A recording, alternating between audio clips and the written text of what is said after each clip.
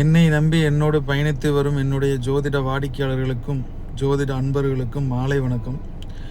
இன்று நாம் பார்க்க இருக்கின்ற பதிவு, ஒரு ஜாதகத்தில் எவ்வாறு லக்னாதிபதி வலுவாக இருந்தால் அவயோக தசையிலும் கடுமையான தசாபுத்தி காலத்திலும் ஜாதகர் எதிர்நீச்சல் அடித்து போட்டி போட்டு அத்துணை விஷயங்களிலும் வெற்றி பெறுவார் என்பதும், இங்கே அதுபோல ஒவ்வொரு ஆதிபத்திய கிரகமும் வலுவாக இருக்கும் பட்சத்தில் அவயோக திசை நடந்தாலும் ஜாதகர் அந்த ஆதிபத்தியம் சார்ந்த விஷயங்களில் பெரும் பாதிப்பு இல்லாமல் இருக்கும். பொதுவாக ஒருவரின் ஜனன ஜாதகத்தில் அஷ்டமாதிபதி திசை, ஆறாம் அதிபதி திசை நடப்பில் இருக்கும் பொழுது இங்கே ஜோதிட சாஸ்திரம் கூறுவது, லக்னத்தையும் லக்னாதிபதியையும் கவனித்து பலன் கூறு.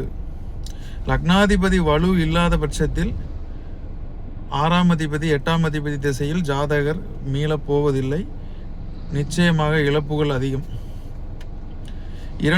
ஒரு உதாரணத்திற்கு 2ஆம் பாவாதிபதியோ 7ஆம் பாவாதிபதியோ 9ஆம் பாவாதிபதியோ 11ஆம் பாவாதிபதியோ நல்ல நிலைமையில் இருக்கும் பட்சத்தில் அவயோக திசை சமாளிக்கக்கூடிய அளவிற்கே பிரச்சனையை கொடுக்கும்.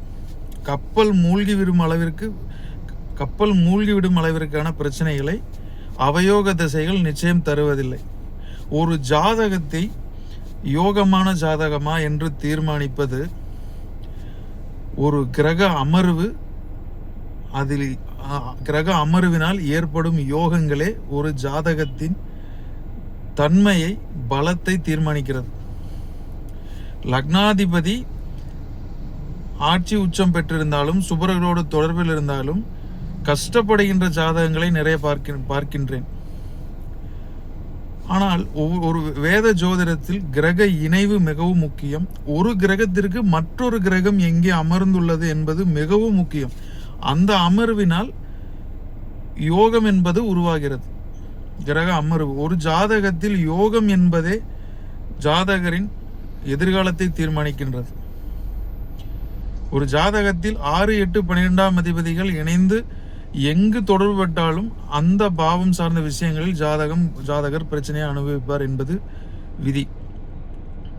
எனவே ஒரு கிரக இணைவு நல்ல நிலையில் அமையும் பட்சத்தில், ஒரு கிரகம் நல்ல நிலையில் அமரும் பட்சத்தில் லக்னத்திற்கு கேந்திரத்திலோ லக்னாதிபதிக்கு திரிகோணத்திலோ லக்ன யோகரோடோ இணைவு அல்லது தொடர்பு என்கின்ற அமைப்பில் யோகங்கள் உருவாகிறது. அதுவே ஜாதகரின் வாழ்வை ஒரு நல்ல நிலைமைக்கு எடுத்து செல்கிறது. பொதுவாக எந்த ஒரு கிரகமும் ஆட்சி உச்சம்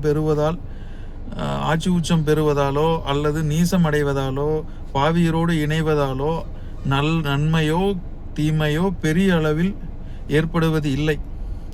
ஜாதகத்தின் இணைவு, கிரக தொடர்பு, இது போன்ற அமைப்புகளில் ஒரு ஜாதகத்தின் வலுவை நாம் தீர்மானிக்க வேண்டும். எனவே 9 தசைகளும், ஒரு தசையில் 9 திசைகளும் யோகத்தை செய்வதில்லை, 9 தசையும் தீமைகளை செய்வதில்லை. அவயோக திசையை நடப்பில் வந்தாலும் 9 புக்திகளும் தீமையை செய்வதில்லை. யோக திசையே வந்தாலும் 9 புக்திகளும் யோகத்தை செய்வதில்லை. ஜாதகத்தில் முன்னேற்றத்தை தீர்மானிப்பது கிரக இணைவு, கிரகங்களின் தொடர்பு, கிரகம் அமர்வு. ஒரு லக்னத்திற்கு கேந்திரத்திற்கு திரிகோணத்திற்கு அல்லது லக்னாதிபதிக்கு கேந்திரமா திரிகோணமா, இது போன்ற அமைப்புகளை நாம் உன்னிப்பாக கவனிக்க வேண்டும். ஒரு ஜாதகத்தில் மீண்டும் வலியுறுத்தி சொல்வது என்னவென்றால், ஒரு ஜாதகத்தில் ஒரு ஆதிபத்திய கிரகம் லக்னாதிபதி நன்மையாக நல்லபடியாக அமைந்திருப்போருக்கு அவயோக திசை சமாளிக்கக்கூடிய தன்மையை தருகிறது.